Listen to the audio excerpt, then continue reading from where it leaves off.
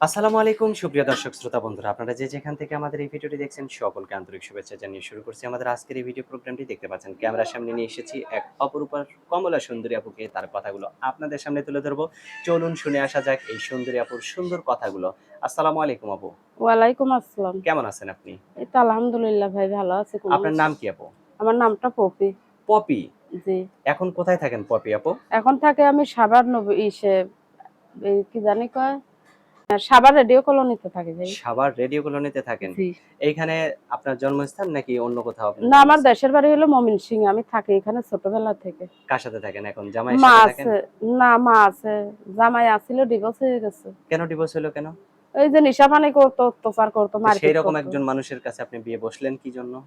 এখন তো কপালে লেখা থাকলে কি ওটার খণ্ডানো যায়? ওটা আপনার কপালে লেখা জামাইকে আপনি ছিল। ভালো করার চেষ্টা করছিলেন কখনো? অবশ্যই করছে। সে নেশাপানি করতো, কোনো কথা শুনতো না, অন্য নাকি মেয়ের আপনিও সঙ্গে আপনার জামাইয়ের কথা ফেলছে। শুনতেন না?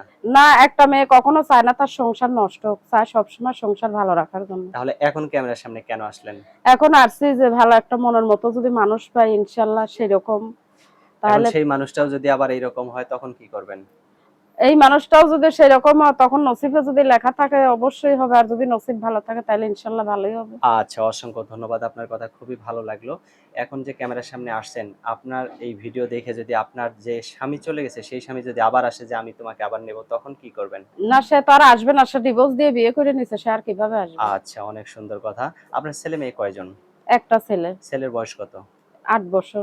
আপনার গ্রামে কেউ বিয়ে-শাদী করতে চাইছে? আপনি যেখানে থাকেন বা যেখানে আপনার গ্রামের বাড়ি? না, না, আমার মনে করো ডিভোর্স হওয়ার পরই আমি ঢাকাতেই চলে আসছি, রেডিও কলোনি সাভারে থাকি। আচ্ছা। তো এইখানে কেউ বিয়ে-শাদী করতে চায় না? চায়, অনেক মানুষের চায়, কিন্তু সবার সঙ্গে তো আর সবার মনের মিল হয় না। মনের মিলটাই হলো বড়। আচ্ছা। মনের সাথে যদি মনের ভালোবাসা না, তাহলে ওই বিয়ে শাদী করে কোনো লাভ আছে? আপনার কি ক্যামেরা সেট আছে? না ভাই, আমার ক্যামেরা সেট নাই যদি ভাই। আপনার এই সুন্দর চাঁদ বদন মুখখানা একটু যদি কেউ দেখতে চায়?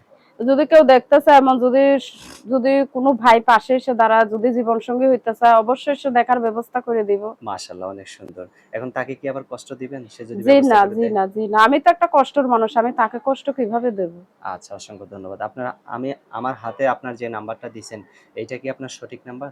এটা আমার সঠিক নাম্বার। আমার এই নাম্বার সবসময় ফোনে চার্জ থাকলে ফোনটা খোলা থাকে। আচ্ছা, অসংখ্য ধন্যবাদ। আমি বলি, আমার সাথে আপনিও বলেন।